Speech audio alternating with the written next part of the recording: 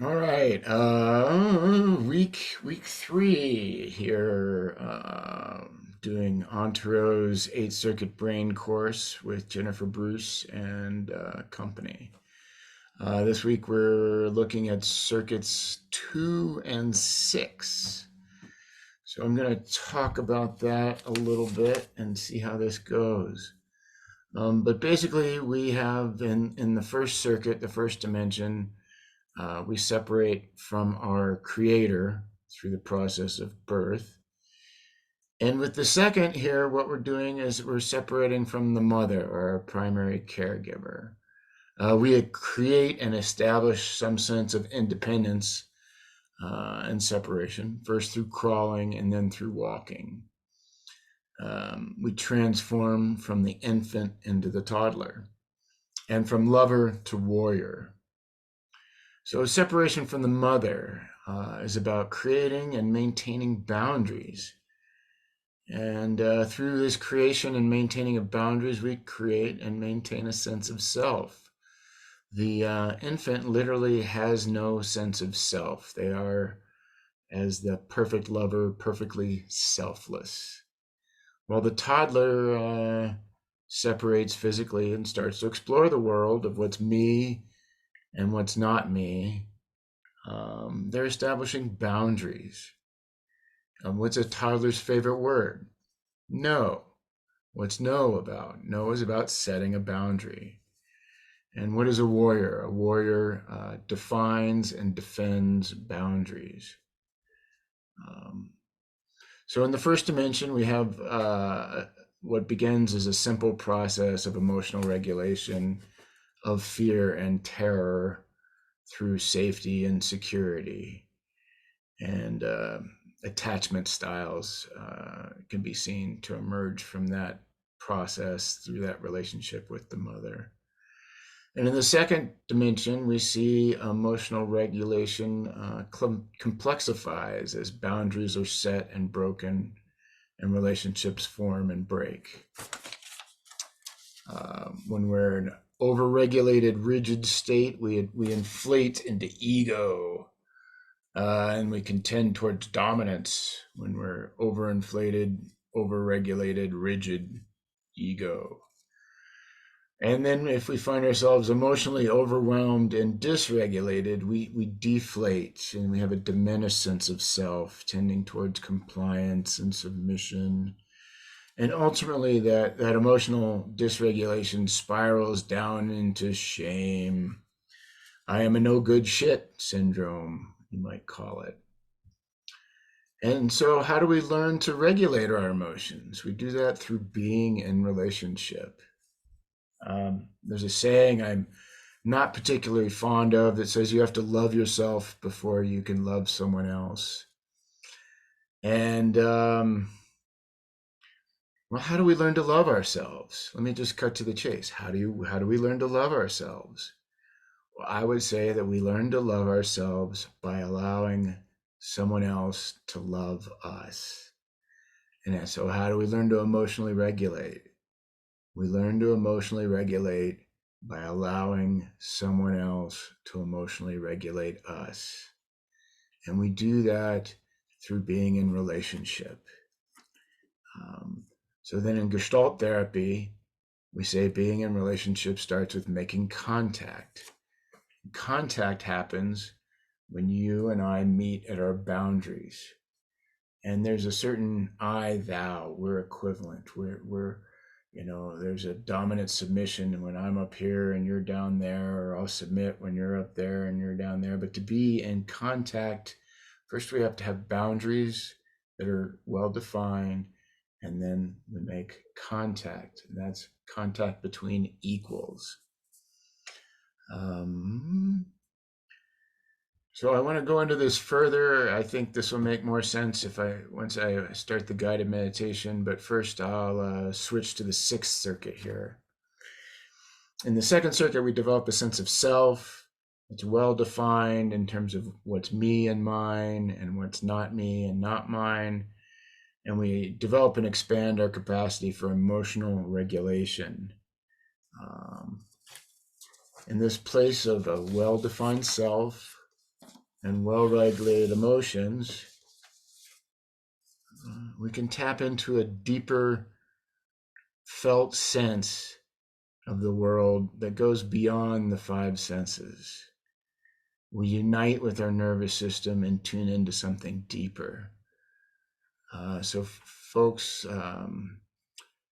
some folks have a certain type of extrasensory perception that may be largely visual in nature. They may see colors and auras and things of that nature. We call them clairvoyant. Some might have an auditory component. Some might have what we have a feeling. We might call that clairsentience or clear sensing. And for some, maybe it's just a knowing, and we call that intuition. But this is the realm of the sixth circuit, or what Leary called the neuroelectric. When we're so clear on what's us and what's not us, that we can tune in to these finer energies. They may be ours, they may be not ours, but there's a subtlety to that we tune into. And this, to me, is the core of the sixth circuit. Now, to get to that place, we often have to drop what we might call our self-concept. This kind of third circuit idea of a self-concept. We have to really let go of that. And so in this electrified and attuned sixth circuit place, we're largely free of self-concept. And that freedom gives us to opportunity to modify, change, or completely recreate our self-concept into something new. And so there's the phrase that goes along with that is meta-programming. And I think there's a lot of hype around. I think there's meta-programming in all the circuits, but there's a lot of hype about where's the meta-programmer, what circuit is it, blah, blah, blah. And I'll say it goes to the neuroelectric, which I'll ascribe to the sixth circuit. And it's just this sense of shedding our self-concepts that we learn in the third circuit, so that we can create a new self-concept. I'm not quite sure we can completely start from scratch and just rebuild a completely different personality. There's some sense of essence, I think, that is, we have to become who we are. We can't just create something different just because we want to. Anyway, that's a bit of a side note on the meta-programmer. Frankly, I think it's wildly overhyped because it really just focuses on one circuit or one circuit relationship. And really, it's reprogramming yourself is something you do on all the circuits. So anyhow, I'm going to do another guided meditation here. We'll see how this goes. So again, I'll ask you to just get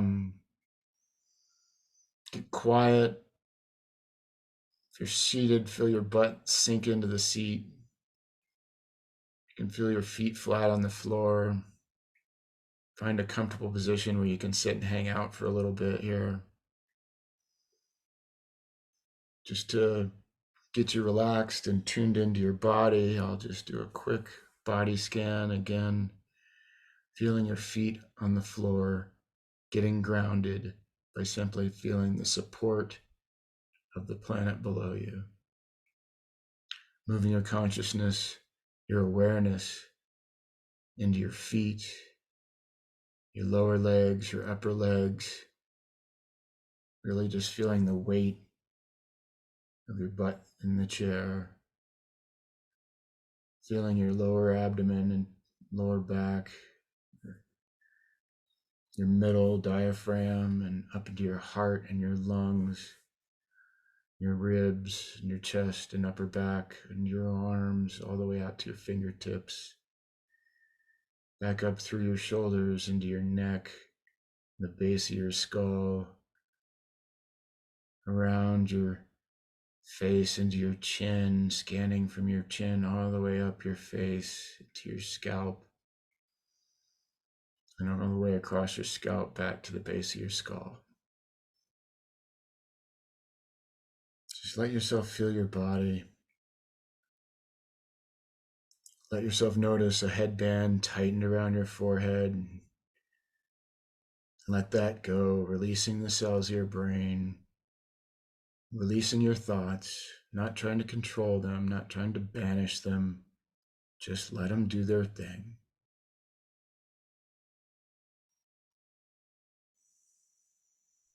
And so I want you to just imagine yourself sitting next to another human being, a person in your life you trust, whether that's a real person or just some imaginary person that you can trust. Maybe they're about 4 feet apart from you. You can feel that they're present. You feel their presence because they are present. You feel their presence because they are attuned to you and they're grounded in themselves. And from that place, you can let all your worries go. You don't have to hold on to them. You can just let your energy circulate. You don't have to try to contain your energy, your emotions, emotion, energy, and motion. Let it move. And just let it move, trusting you're being held and seen and understood by this person there in the room next to you. You don't feel like your energy is entangled with them. It's simply that you meet them where you end and where they begin. You're in contact. You don't need to puff yourself up. You don't need to put yourself down. You can just be. As you just allow yourself to unfurl your tentacles and let your energy flow, you notice that just their presence and understanding helps you regulate, just helps you stabilize. And just know that by allowing yourself to be regulated by this person, by simply being in their presence, you're internalizing that so that you can regulate yourself a little bit better next time. You're expanding your capacity to self-regulate by allowing yourself to be regulated simply by allowing yourself to be in the presence of another. And as you relax and deeper, more fully regulated, you start to feel the subtlety of your own energy field, layers to it. As you drop higher and higher into the high def energy field, notice the distinctions. You may feel them, you may sense them. Don't work at it, just notice. In fact, I ask you to just start slowly breathing as if you're inhaling into your heart. Breathing energy into your heart on the inhale, and on the exhale, expanding that energy from your heart outward to fill your lungs and rib cage, outward then to fill your torso, outward then to fill your physical body, and then outward again to fill that egg-shaped aura, your energy body. To unite with your nervous system and the energy body all around you.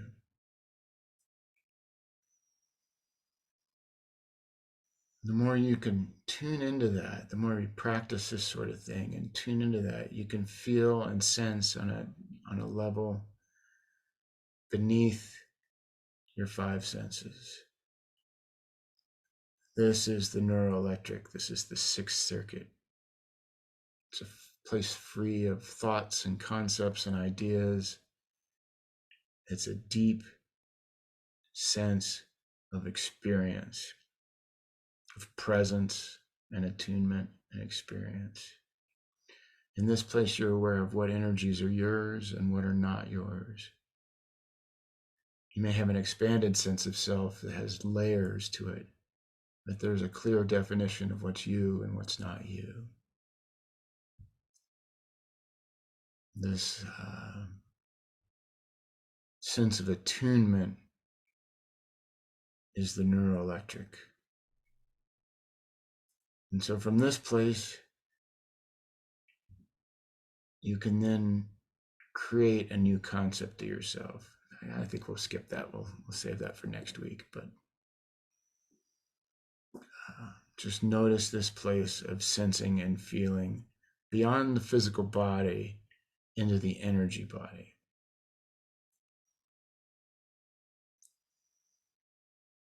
And just hang out in that place.